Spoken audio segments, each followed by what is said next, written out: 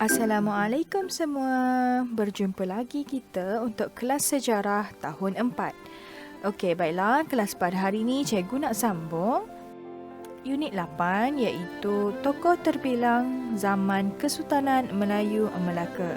Baiklah, objektif pembelajaran kita pada hari ini ialah murid-murid dapat menyatakan peranan Sultan, Bendahara dan Laksamana pada zaman Kesultanan Melayu Melaka.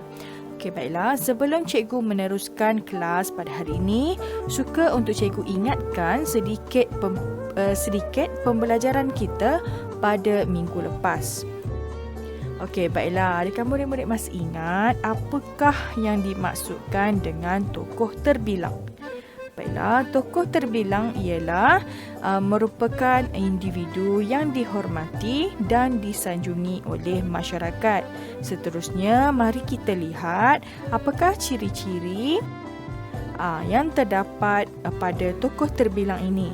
Yang pertama ialah gigih, kemudian yang kedua ialah mempertahankan kedudukan negara, dan yang ketiga mereka sanggup berkorban untuk negara. Baiklah, mari kita teruskan untuk pembelajaran pada hari ini.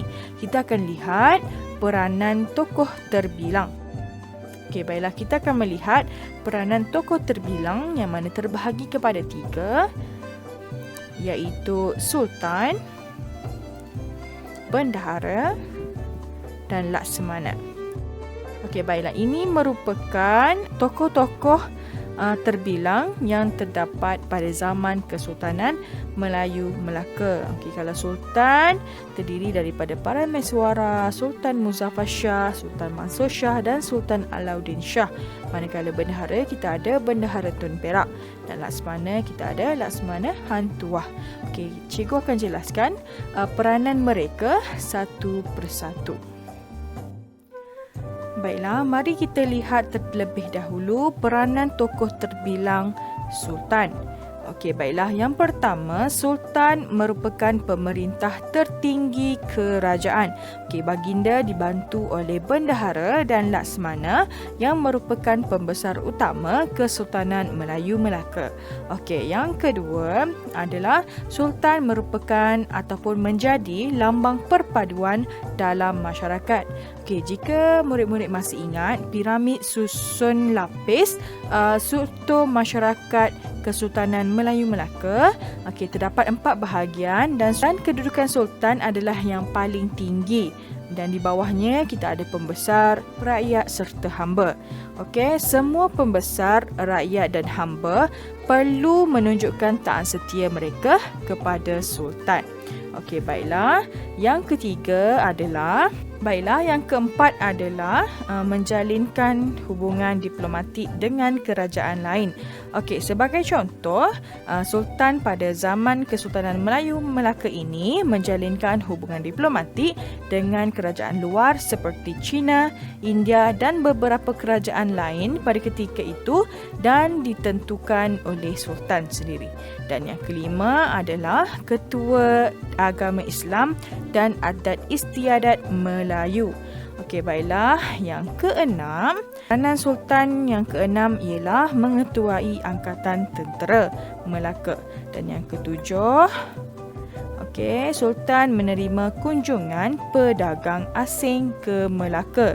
Baiklah, peranan Sultan yang sangat baik pada zaman Kesultanan Melayu Melaka ini telah menyebabkan Melaka muncul sebagai sebuah pusat perdagangan yang terkenal. Hal ini telah menyebabkan ramai pedagang asing datang ke Melaka dan menjalankan aktiviti perdagangan.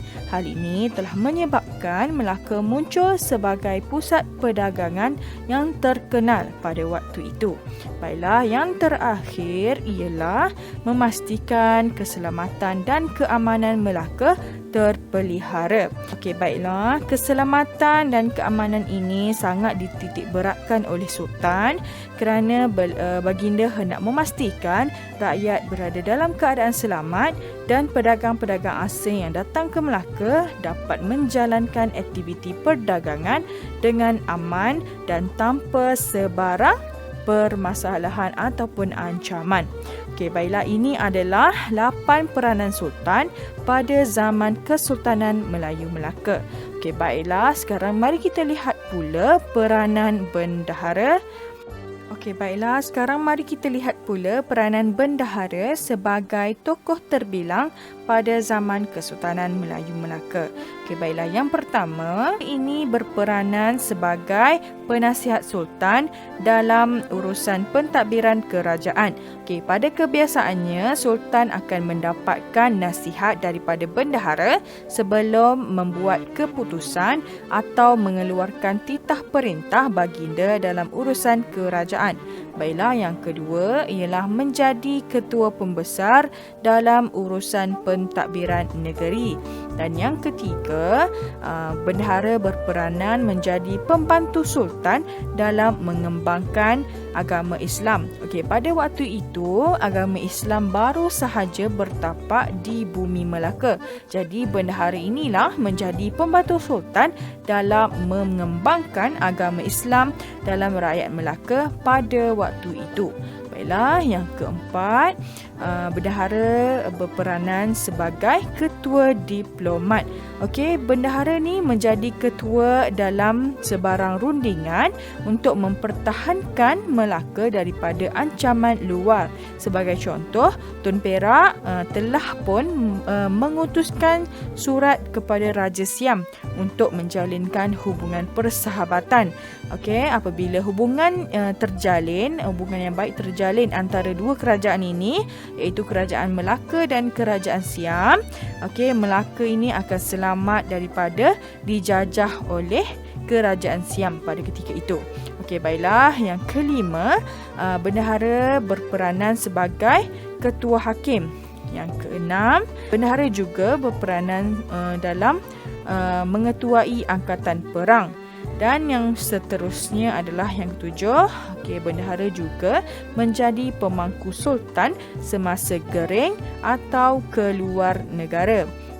Okey, baiklah, apa maksud pemangku sultan?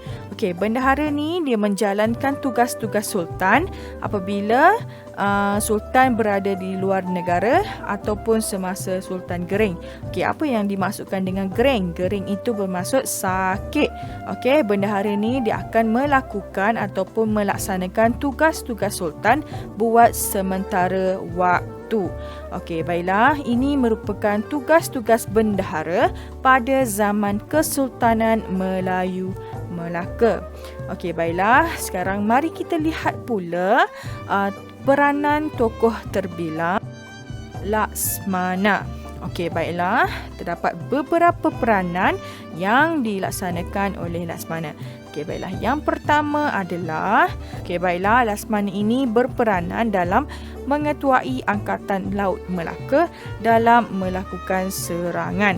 Baiklah, yang kedua ialah, okey, Laksmana ini berperanan dalam mengetuai utusan rasmi ke luar negara.